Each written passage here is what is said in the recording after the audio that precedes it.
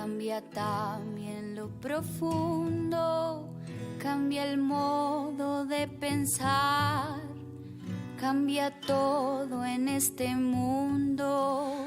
Cambia el clima con los años, cambia el pastor su rebaño, y así como todo cambia, que yo cambie no es extraño.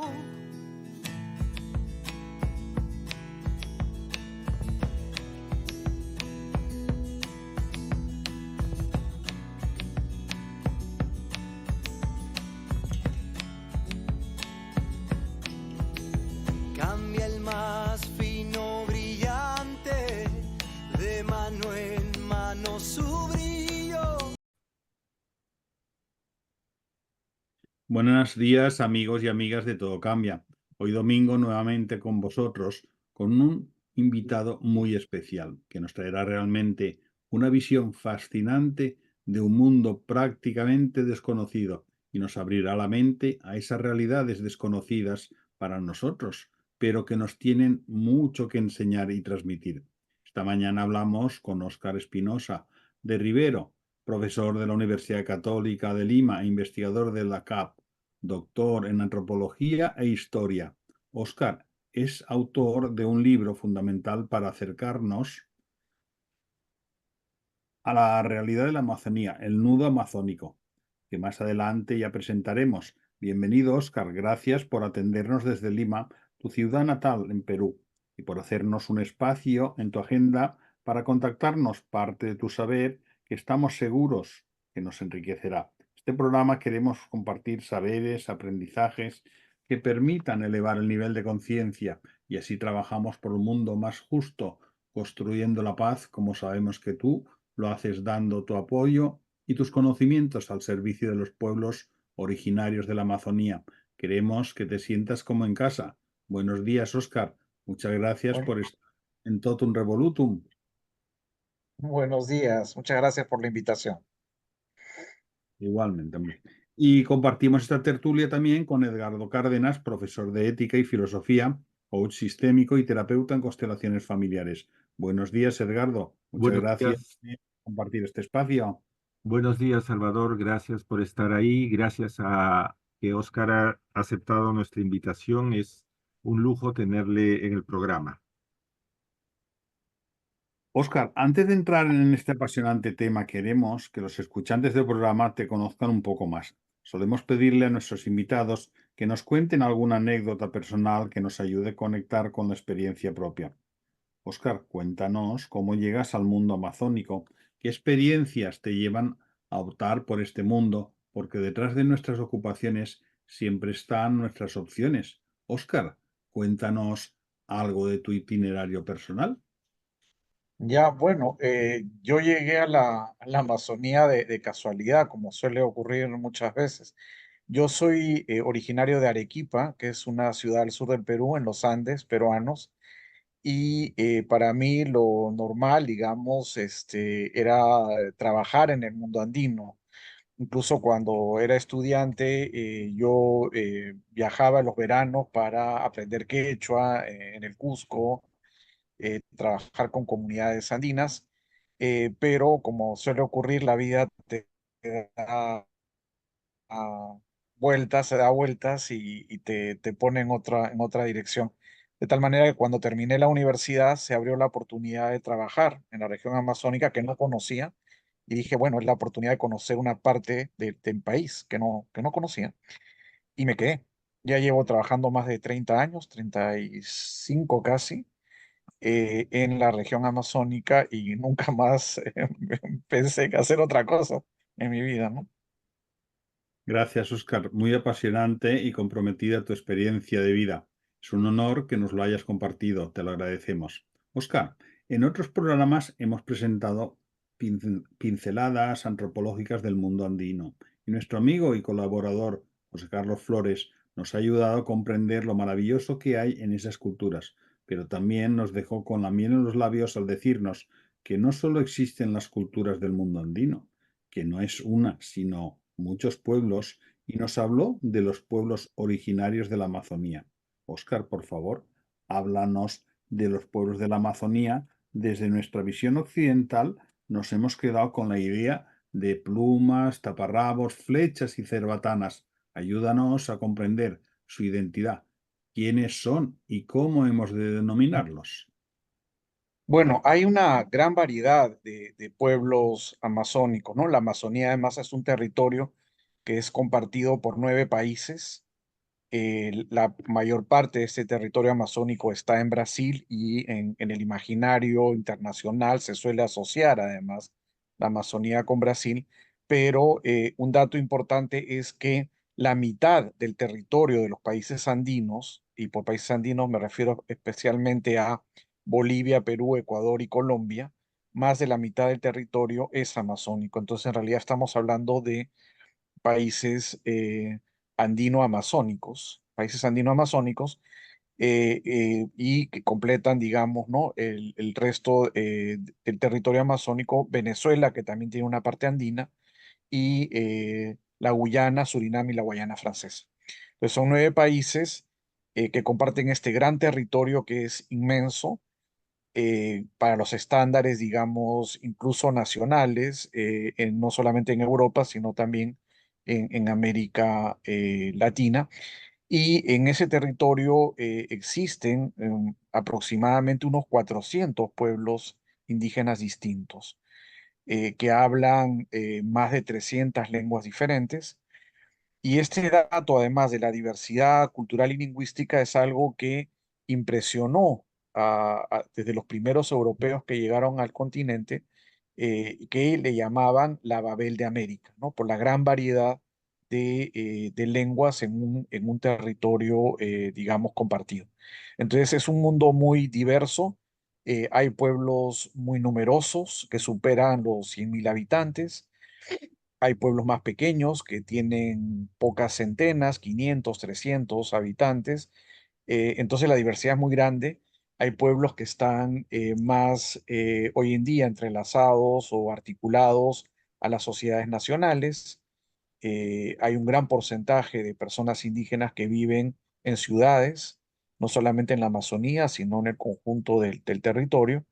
Pero al mismo tiempo existen aproximadamente unos 60 grupos, pueblos que están en situación incluso de aislamiento, o como le llamamos ahora, de aislamiento voluntario. Bueno, voluntario es un término discutido porque en realidad estos grupos humanos huyeron del contacto con la civilización debido a malas experiencias, principalmente ¿no? Sufrir las epidemias o el abuso y la explotación en la época en que se extraían las gomas y el caucho.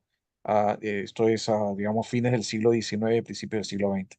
Entonces, hoy día tenemos, ¿no? En estos países, además, estos 60 o más grupos en situación de aislamiento, de no contacto, como se dice generalmente en el lenguaje cotidiano, ¿no?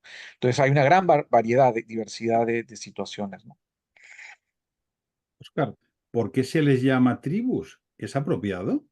No, ya no se debería usar, y en todo caso, si se usara, tendría que ser en un sentido muy técnico, pero es como queda en el lenguaje, ¿no? La terminología oficial, según los derechos internacionales de los pueblos indígenas reconocidos por las Naciones Unidas, es el término indígena o sus sinónimos, es decir, originario, nativo, aborigen, en fin, autóctono, dependiendo, digamos, de la tradición de cada lugar o de cada país, es válido este uso, ¿no? Pero evidentemente la forma en que estos pueblos prefieren referirse a sí mismos, evidentemente tampoco es como indígenas. Indígenas es una categoría que ayuda, ¿no? A clasificar, es como decir adulto, menor de edad, en fin, ¿no? Eh, ¿Cuál es la diferencia entre una persona que tiene, ¿no? Está unos meses antes de cumplir la mayoría de edad y una persona meses después de haberla cumplido? Ninguna, ¿no? En términos sustanciales, pero sí corresponde a una serie de derechos distintos. Entonces es una categoría jurídica, ¿no? Tienen derechos especiales por ser los habitantes originarios del territorio antes de que existieran los estados actuales. Y esto es importante porque hoy día en el mundo existen pueblos indígenas en todos los continentes. ¿no? En todos los continentes hay pueblos que existían previamente a la creación de los estados nacionales. Y eso es lo que les da los derechos especiales, ¿no? El haber estado antes incluso de que existiera el Estado, ¿no? Eso genera también discusiones, pero la forma en que cada pueblo prefiere llamarse es por el nombre del pueblo, ¿no? Entonces, por ejemplo, el pueblo Shipibo Conibo, ¿no? Con el que yo trabajo mucho, eh, prefieren autodenominarse no como indígenas, sino como Shipibos, por ejemplo, ¿no? ¿Nos podrías ampliar al hilo de lo que estás diciendo nombres de diferentes tribus? Bueno, tribus, no hemos dicho que no son de nativos y todo esto para que nos vayamos mentalizando al hilo de lo que has dicho, la realidad Y de la bueno, Amazonía. en el Perú, más o menos de esos 400, en el Perú hay 50 y tantos pueblos distintos. El más numeroso es el pueblo Ayánica, que sumado al pueblo Ayénica, que son como dos variedades o dos lenguas diferentes de mismo tronco, suman más de 120.000. En segundo lugar está el pueblo Aguajún, antiguamente también conocido como Aguaruna, que son unos 80.000 personas. En tercer lugar viene el pueblo Shipibo, Shipibo Conibo, con el que yo trabajo. Uno de los pueblos con los que yo trabajo, que serían aproximadamente 45.000 personas. Entonces en el Perú tenemos, ¿no? Pueblos muy numerosos, en Ecuador también, ¿no? El pueblo Shuar, que también son más de 120.000, es un pueblo muy numeroso. En el Brasil, el pueblo más grande es el pueblo Ticuna, que además el pueblo Ticuna está disperso en 3 países, en Brasil, Colombia y Perú, y en total suman también, sumando los 3 países, serían como 80.000 personas más o menos. La mitad de ellos viven en Brasil. Y esto de las fronteras también es muy importante, por eso esta idea de originario pre a los Estados-naciones, porque más o menos la tercera parte, 30% de los pueblos amazónicos viven en una frontera entre países. Mm. Y la cuarta parte están divididos por una frontera. Es decir, que parte de la población vive en un país y parte de la población vive en otro país, lo cual en algunos momentos de la historia esto ha sido muy complicado, sobre todo cuando ha habido conflictos o tensiones, ¿no? Entre distintos países, de tal manera que uno tiene parientes que viven del otro lado. Bueno, esto ocurre en general en todos los pueblos o sitios de frontera, ¿no? En todos los países del mundo, donde hay este intercambio, esta fluidez de movimiento entre un lugar y el otro, ¿no? Y al hilo de lo que has comentado, la tradición esta del habla de cada pueblo, esto será por tradición oral lo que se va transmitiendo, porque no habrá ninguna cosa escrita, o sí que la hay. Bueno, ya hoy en día hay cosas Y la escritas. gramática, por si se ha documentado o está hecha alguna gramática, o es todo oral.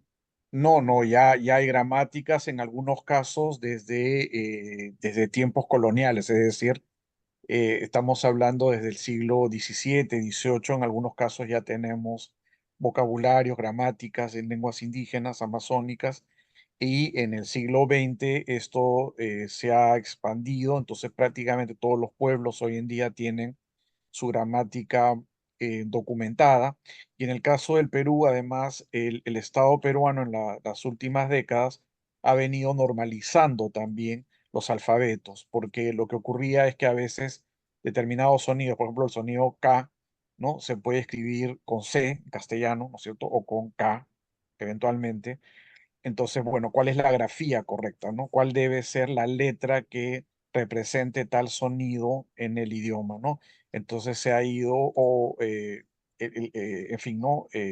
Normalizando. Entonces, ¿en qué contexto se usa K? ¿En qué contexto se usa C o Q? O, en fin, cualquier letra S, en fin, ¿no? Cada idioma está ahora normalizado, ¿no? Entonces, y eso permite, digamos, estandarizar, es un proceso que se llama de estandarización de las lenguas para poder escribirlas. Ahora, y uno diría, hay mucha escritura, ¿no? De repente no tanto libros, pero hoy en día a través de las redes sociales, sobre todo Internet, en fin, el WhatsApp, ¿no? A través de la telefonía móvil, la gente escribe, ¿no? En sus propios idiomas, ¿no? Entonces, dos personas shipivas conversan en shipibo, pero no solamente cuando hablan, sino también cuando están chateando por internet o por las redes sociales, ¿no? Entonces, eso hace, digamos, que las lenguas estén también vivas, ¿no? Se siga produciendo cosas, contenidos nuevos, expresiones nuevas, ¿no? Me Oscar, viene, una pregunta, perdón. Eh, la incorporación de la lengua escrita, porque claro, ningún pueblo tenía una lengua con signos, era todo oral. Entonces ha sido todo un proceso de incorporación a través de la educación. ¿Cómo ha sido ese proceso, no? Es decir, en la época colonial tengo entendido que el quechua fue el primer, digamos, medio para ponerle lenguaje escrito. ¿Puedes contarnos un poquito ese proceso? Sí, bueno, en algunas regiones, sobre todo, digamos, después de, eso es interesante también, ¿no? La parte histórica, ¿no? Una vez que llegan los europeos y, digamos, en el primer siglo, digamos, de presencia europea en la Amazonía, descubren, efectivamente se dan cuenta que no existen el Dorado ni grandes reinos llenos de riquezas y prácticamente abandonan el territorio y lo dejan en manos de misioneros. Entonces, digamos, en la época colonial nuestra, tenemos a misioneros católicos, fundamentalmente jesuitas y franciscanos, frailes menores y capuchinos, que más o menos en todo el conjunto de la Amazonía, de los 9 países que les he mencionado, tienen sistemas de misiones. Y entonces, en algunos de estos casos, lo que se propuso fue la introducción de lenguas comunes o lenguas francas, como el inglés hoy en día, cuando uno viaja por países que, o sea, no viaja a Japón o a países asiáticos o africanos que uno no conoce los idiomas, pues hablan en inglés, ¿no? Y en algunos casos se introdujo, por ejemplo, en el caso de la Amazonía norperuana, el quechua como lengua franca que ya existía antes, porque en el primer relato que tenemos del viaje de Orellana, el padre Gaspar de Carvajal, que es el autor de la crónica, cuenta cómo Orellana efectivamente hablaba con algunos líderes indígenas que cruzaban el camino, y la única lengua que Orellana podría haber aprendido estando en Quito, en Ecuador, en el actual Ecuador, sería el quechua, ¿no? Entonces ya era el quechua una lengua que se utilizaba como lengua franca para intercambiar productos previa a la llegada, digamos, de los europeos.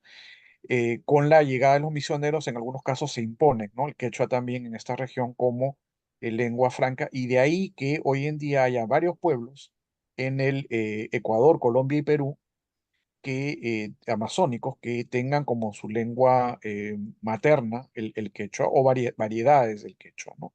Igual ocurre en Brasil con el guaraní, el tupi guaraní, que también se convierte, ¿no? En lengua, los portugueses llaman lengua geral, la lengua geral, que es la lengua franca también para conversar entre superar este problema de la diversidad lingüística, ¿no? entonces, ¿existen pueblos todavía aún sin contactar? Y al hilo de lo que has dicho, entendemos entonces que el quechua fue el tronco, digamos, entre todas ellas. De ahí nacieron o derivaron, como ocurrió el latín aquí, que derivaron en más lenguas.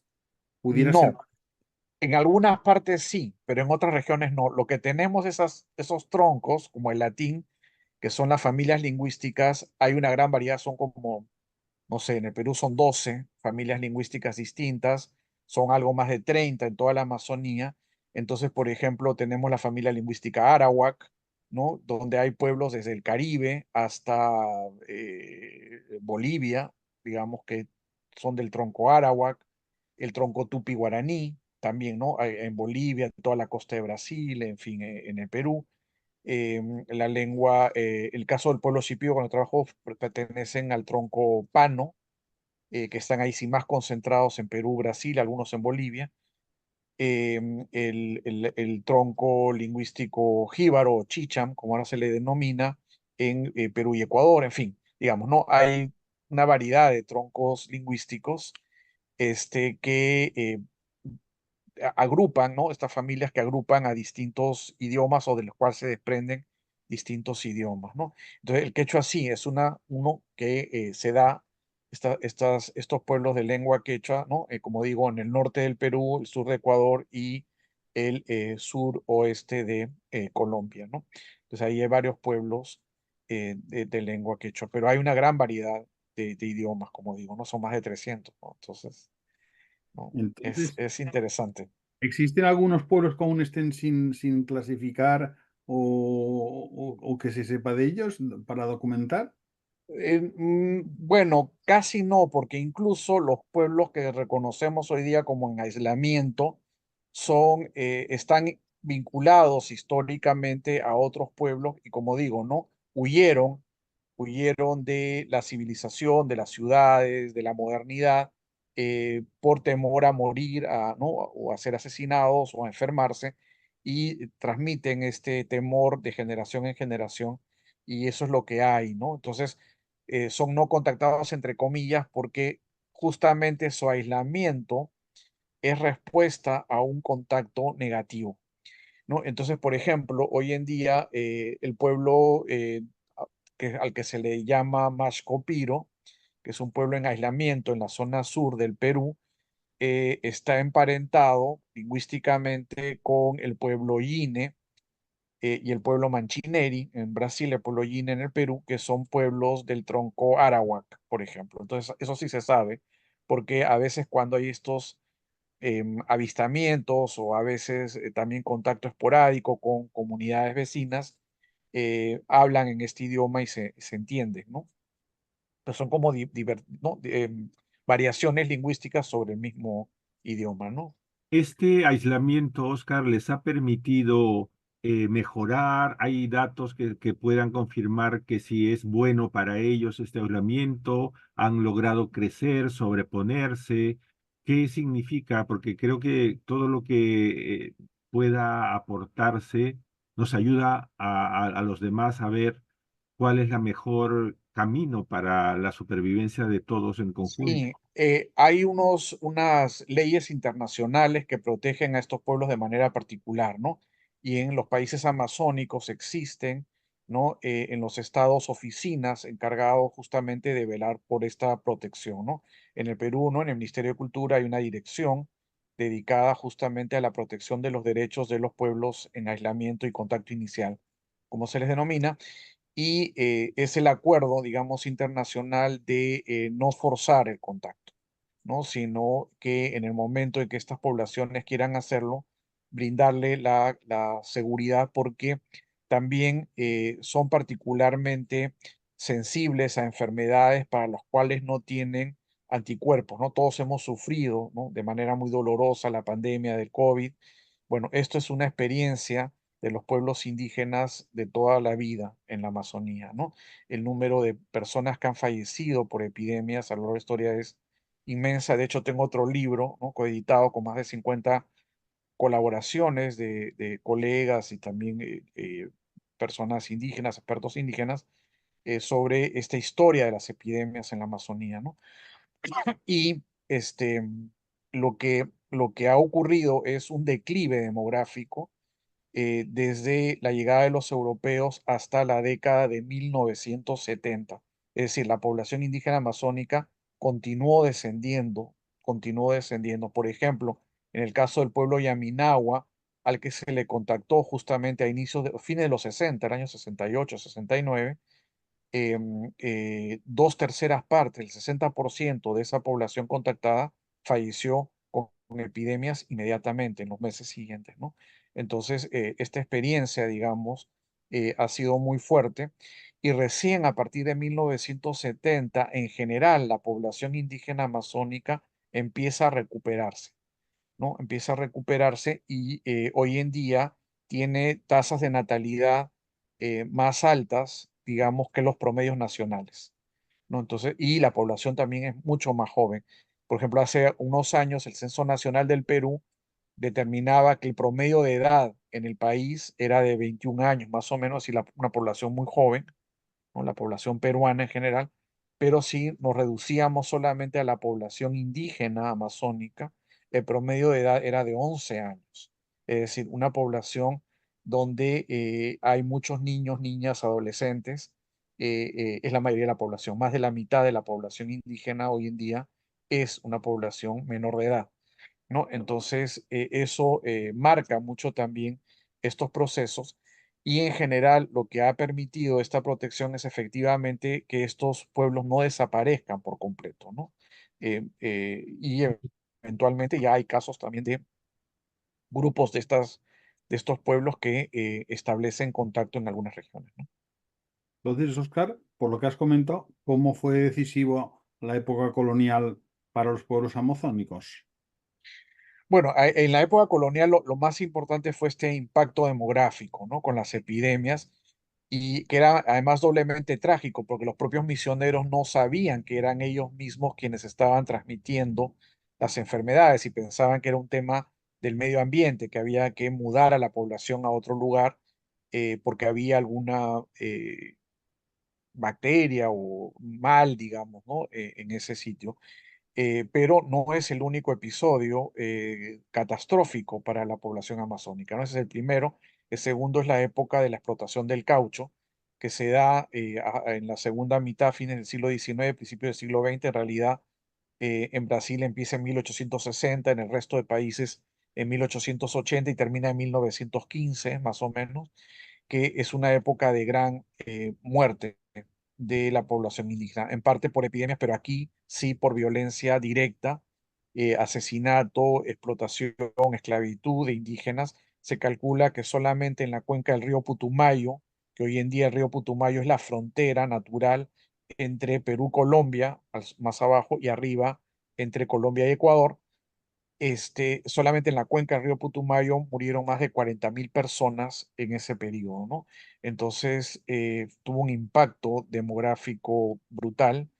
Y el tercer momento, digamos, también de transformación demográfica en la Amazonía viene a mediados del siglo XX con los procesos de colonización promovidos por los distintos estados a través de la construcción de carreteras y de programas para, entre comillas, aprovechar este espacio que se creía vacío, generando también enfrentamientos con población indígena, también nuevas olas de epidemias, en algunos casos incluso intencional, como se ha documentado para el caso de Brasil, donde grupos de colonos, por ejemplo, a veces entregaban ropa contaminada, personas que habían sido enfermas, de tal manera que la gente se contagiaba y moría, ¿no? Como si fuera un arma de destrucción química. Esto está documentado para el caso de Brasil, incluso hasta, digamos, muy entrado casi fines del siglo XX, ¿no? Entonces, digamos, es otra crisis demográfica y eso lleva a que hoy en día, además, la mayor parte de la población amazónica, o sea, que vive en la región amazónica, no es indígena, sino más bien son migrantes de otras regiones, ¿no? En el caso de los países andinos, migrantes andinos, ¿no? O sea, de Ecuador, Bolivia, Perú, que han migrado de los Andes hacia la selva, ¿no? Y entonces eso ha creado también, pues, conflictos, etcétera, ¿no? Y el último impacto es el que viene. Y hay un último episodio, digamos, de fuerte, de impacto sobre la Amazonía que se da desde fines del siglo XX, o sea, del último siglo, las últimas décadas, diríamos, este siglo, marcado por el incremento de la explotación de la Amazonía y de su destrucción. Sobre todo, hay dos procesos que son muy fuertes. Uno es el de la deforestación. Imaginen que cada minuto se deforesta desde hace más o menos 5 años, se deforestan el equivalente a 2 campos de fútbol por minuto, ¿no? Hasta el 2017 era uno, ahora hemos duplicado la velocidad de destrucción de los bosques amazónicos y va acompañado eso de el incremento también de la contaminación de los ríos por desechos de la minería, de la extracción de petróleo principalmente, pero también de basura que se arroja a los ríos, de minerales pesados, de químicos, en fin. Todo eso hace que la población indígena sea particularmente más vulnerable, en general la población rural amazónica, eh, que vive pues, de los recursos del bosque y del agua, pero que impacta directamente sobre la salud. ¿No? No hay agua para tomar, no hay agua para cocinar, no hay agua para lavarse, eh, no hay peces para comer, que es la principal fuente de proteína, con lo cual los índices de desnutrición y de anemia se han incrementado en toda la región amazónica y esto va acompañado además de el crecimiento de las actividades ilícitas que se desarrollan en la Amazonía, principalmente el narcotráfico, em, la tala ilegal de la madera, la minería informal o ilegal del oro y la trata de personas. Entonces, esto ha generado, ¿no? Viene generando en los últimos años un clima de violencia impresionante, que además, incluso en la época de la pandemia, donde el país o los países estábamos encerrados en nuestras casas, estas actividades continuaban creciendo y que vienen además asesinando, ¿no? En el Perú son más de 30 y tantos líderes indígenas asesinados en la Amazonía.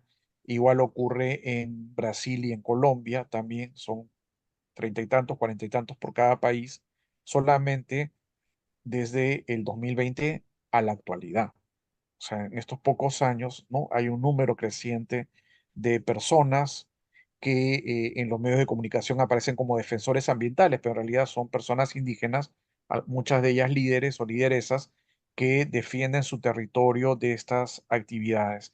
Y esto, si sumamos, en el caso de Colombia, Brasil o en el resto de América Latina, zonas no amazónicas, el número pues se triplica o cuadruplica, ¿no? Entonces es muy fuerte, es muy grave lo que viene ocurriendo hoy en día, ¿no? El principal conflicto, digamos, en este momento o a partir, digamos, de este enfrentamiento es para por los temas económicos, por las riquezas que hay, por el uso del ambiente amazónico, por sus recursos. Esa podríamos decir que es la fundamental causa de este enfrentamiento y de esta eliminación de los líderes. Bueno, es fundamentalmente por estas actividades ilícitas, ¿no? Que además, evidentemente, claro, tiene un componente económico, ¿no? Un querer hacerse rico, además, rápidamente. En segundo lugar, también hay actividades lícitas que deforestan, principalmente la agroindustria, ¿no? Que en el caso del Brasil es principalmente la ganadería, la producción de soya y la producción de soya, tanto para consumo humano como para alimentos balanceados, como para biocombustibles, ¿no? Entonces también tenemos todo este problema de que la transición energética tiene también un impacto en la Amazonía a través de los biocombustibles que deforestan. En el caso de Bolivia igual, Bolivia y Brasil es parecido, y Perú, Colombia y Ecuador es la palma aceitera, ¿no? En el Perú la soya transgénica está prohibida, entonces el principal cultivo de la agroindustria es la palma africana o palma aceitera, que también viene deforestando y generando violencia, ¿no? Hay casos también de personas que han sido asesinadas por defender sus territorios de empresas vinculadas a esta actividad, ¿no? Entonces el impacto es muy grande sobre el medio ambiente, también sobre los territorios indígenas y en última instancia sobre la vida, la salud de la población que vive ahí, pero también el impacto de estas actividades es a nivel mundial, porque lo que produce la deforestación y la contaminación de las aguas es destruir la principal región del mundo, que es la Amazonía, de reserva de agua dulce.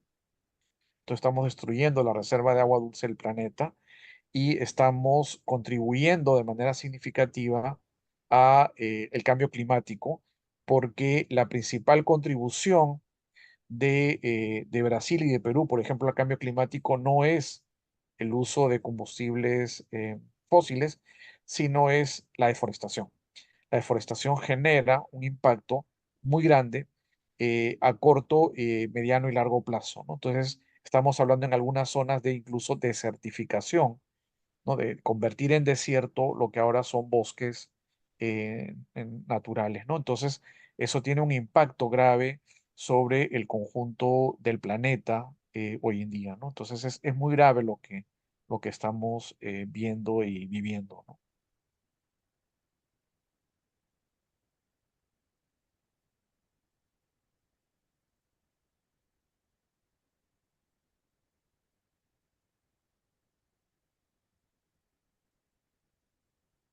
Has hablado en algún momento del cambio de todo lo que supuso la colonia. Quizás sea también interesante ver los cambios que hubo cuando se hicieron los estados, ¿no? Esta división que no tuvo para nada en cuenta los pueblos originarios, pues fue muy arbitraria, ¿verdad? Y supongo que generaría mayores males. Sí, bueno, en realidad la creación de los estados nacionales, o sea, los nuevos estados nacionales que se crean en el siglo XIX, en realidad continúan o generan esta visión incluso más fuerte de una visión sobre el territorio amazónico solamente como un lugar del cual extraer recursos, ¿no? Esta idea de que son tierras deshabitadas, cosa que no es cierta, y que digamos, el Estado tiene que aprovechar esos territorios para colonizar o hacerlos productivos, ¿no? Y aquí viene entonces algo que es muy particular de los pueblos amazónicos en relación a su territorio, ¿no? Y tiene que ver con el vínculo con el bosque, con el agua, con los seres que ahí habitan. Y en ese sentido, a ver, para explicarlo, ¿no? La idea de que el bosque o el territorio pueda tener propiedad para, desde la perspectiva indígena, es tan absurdo como que yo diga que soy dueño del aire que yo respiro, ¿no? Entonces, digamos, este aire que me rodea es solamente mío, nadie puede respirarlo, nadie puede tocarlo, yo soy propietario del aire, ¿no? Es decir, eso que nos parece evidentemente absurdo, como alguien puede ser propietario del aire que me rodea, es igualmente absurdo para los pueblos amazónicos decir que alguien pueda tener propiedad sobre el bosque, sobre el territorio, sobre las aguas, el contrario, ¿no? En el mundo indígena existe una diferencia entre dueño y propietario, que en el castellano no siempre la hacemos, y es la siguiente, que es muy interesante, ¿no? Quien es dueño o dueña es la persona que establece una relación de cuidado, de protección. Por ejemplo, si yo soy dueño de un automóvil, lo cuido, ¿no? Hago que esté funcionando bien, le hago sus revisiones mecánicas, le pongo combustible, etcétera, etcétera, ¿no? Lo cuido, lo lavo, lo limpio, en fin, ¿no? Lo tengo bien. Ese es el dueño, el propietario es simplemente el que tiene la propiedad, ¿no? La propiedad. Y entonces el mundo, desde la perspectiva indígena, existen muchos dueños, ¿no? El bosque tiene dueños, las aguas tienen dueños, distintas especies de plantas o animales tienen dueños, que son como estas seres que los cuidan, que los protegen, ¿no? En algunos casos le llaman la madre o el padre de tal planta o de tal animal, pero no solamente de los seres vivos, sino también puede ser de lugares, como digo, ¿no? Del agua, etcétera, que tienen ciertos objetos incluso que pueden tener dueños, ¿no?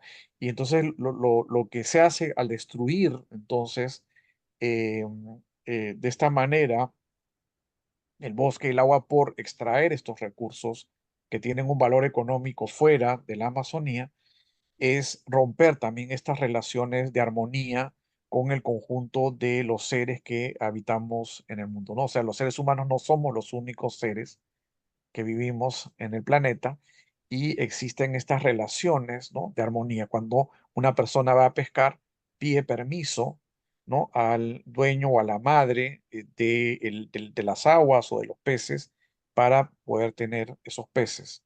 Entonces los Carlos, peces no es que uno vaya y extraiga, ¿no? Un pez, lo pesque y te lo comas, sino que es un regalo, por así decirlo, ¿no?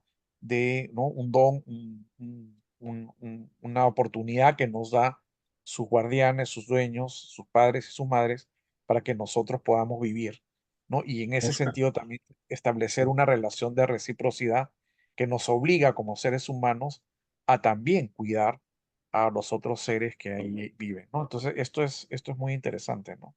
Óscar, nos has dicho, nos has estado comentando la situación actual de los pueblos indígenas, todas sus necesidades, sus mayores amenazas. ¿Qué necesitan los pueblos de la Amazonía? ¿Cuál es su futuro? Bueno, el futuro de la Amazonía es más preocupante que el de los propios pueblos. Es decir, ¿no? Yo creo que la gente puede incluso sobrevivir a su destrucción total, pero claro, a un costo muy alto, ¿no? Lo que hoy en día ya hay expertos que hablan de llegar ya, estamos llegando o hemos llegado, incluso algunos señalan, a un punto de no retorno. O sea, el nivel de destrucción que hemos hecho del territorio del ecosistema amazónico ya no tiene vuelta atrás, ¿no? Y que no vamos a poder recuperar lo que hemos perdido, ¿no? Se ha deforestado hasta la fecha el equivalente a todo el territorio del Ecuador, el equivalente al territorio ecuatoriano dentro del territorio amazónico, ¿no? Y entonces es muy, muy fuerte, ¿no? Evidentemente los más impactados son los pueblos originarios que viven en ese territorio, que viven del bosque, que viven del agua, y entonces sus recursos, su posibilidad de mantenerse vivos incluso se ve limitada y están en riesgo, ¿no? Están en riesgo, ¿no? Y si a eso sumamos nuestras amenazas de vida, hay ya casos de comunidades que han tenido que familias enteras desplazarse a otros lugares debido a amenazas que han recibido de narcotraficantes o de estos otros grupos del crimen organizado vinculados a estas actividades ilícitas, ¿no? Entonces, a territorios más alejados o a tener que ir a las ciudades a vivir también en condiciones, pues, de extrema pobreza, ¿no? Entonces, es muy duro, el futuro es muy duro, el presente es muy duro. Em, Toda esta información, además que tenemos, no solamente nos cuestiona, sino que a veces incluso, ¿no? Y tengo que confesarlo, en muchos momentos es tan, digamos, fuerte, digamos, la situación que vivimos que es deprimente, que puede llegar a ser muy deprimente, ¿no? Y ahí entonces lo que yo trato de hacer es mantener, digamos, una actitud de esperanza y de fuerza y de buscar como caminos para seguir, ¿no? Defendiendo, ¿no? Los derechos de estas personas y de su territorio y sus recursos, ¿no? Bueno, no soy el único, digamos, que lo hago, ¿no? Pero, digamos, es la tarea, digamos, que nos compete hoy día, yo creo que a la sociedad mundial. Es un tema de solidaridad fuerte que tenemos que empezar a ser más solidarios y buscar las formas de prevenir que esta destrucción y este atentado contra la vida misma de estos pueblos se pare, ¿no? Óscar, es mucho todo lo que nos has contado. Te lo agradecemos de corazón. Queremos invitarte para seguir hablando de la cultura, de los valores, de toda esta realidad que es un tesoro para la humanidad. Te agradecemos con esta canción que refleja la riqueza de los pueblos amazónicos. Y antes de terminar, nos gustaría que te dirijas a los escuchantes de Todo Cambia, que están repartidos por todo el mundo. ¿Qué les dirías y qué nos dirías respecto de los pueblos de la Amazonía que podemos cada uno hacer o qué mensaje difundir? Todos estamos conectados y su futuro está muy unido al nuestro, ¿verdad? Así es, yo creo que eso, informarnos, estar atentos, conocer más, que eso es lo que nos va a permitir después también ser solidarios, ¿no? Ver de cada uno desde donde esté cómo puede contribuir a, ¿no? el bienestar finalmente que es de los pueblos, de estos pueblos en particular, pero es también el bienestar de una humanidad, ¿no? Mejor, ¿no? A futuro, ¿no? Edgardo, ¿querías tú hacer alguna aportación? Bueno, nada más, yo creo que ha sido como una primera toma de contacto de esta realidad a través de Oscar, que la conoce tan completa, y creo que nos complementa mucho la visión que nos dio también José Carlos respecto del mundo andino, ¿no? Creo que sobre todo nos ayuda a todas las personas a darnos cuenta de que cada cultura es como una mirada, una vida, y un poco defender todas las vidas porque nos enriquecen, ¿no? Te agradecemos especialmente por este espacio, y queremos que sigas con nosotros para que se pueda escuchar la voz, ¿no? de los pueblos andinos. Quizás sería interesante que en un próximo nos hables de la organización, de los líderes, ¿no? Un poco conocer más en vivo la vida de estos pueblos, porque creo que solamente empatizando con ellos seremos más capaces de alzar la voz también por ellos. Muchas gracias, Oscar. No, gracias a ustedes. Gracias por toda tu aportación, Óscar. Amigos, amigas de Todo Cambia. Hemos estado con Óscar Espinosa, un estudioso y defensor de los pueblos de la Amazonía, una realidad a veces muy desconocida, pero que nos incumbe a todos. La Amazonía, durante mucho tiempo, un paraíso que ha sido explotado y esquilmado por muchas explotaciones. Es deber de la humanidad salvaguardar la Amazonía como un auténtico patrimonio natural de la humanidad, y a los pueblos que la habitaban como son sus auténticos protectores y habitantes. Quisiera terminar como un llamado del Papa Francisco.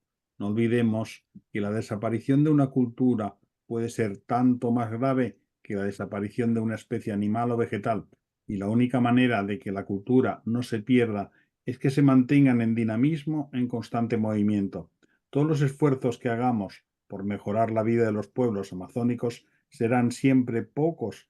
Felicito a aquellos que por medio de la pintura, la literatura, la artesanía, la música, muestran su cosmovisión y riqueza cultural. Muchas gracias, Óscar Espinosa, por toda tu aportación a este trabajo y por compartirlo con nosotros de corazón. Y también muchas gracias, Edgardo, por tus aportaciones.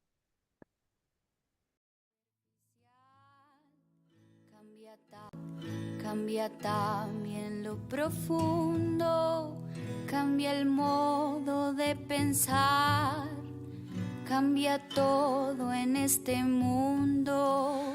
Cambia el clima con los años, cambia el pastor su rebaño, y así como todo cambia, que yo cambie no es extraño.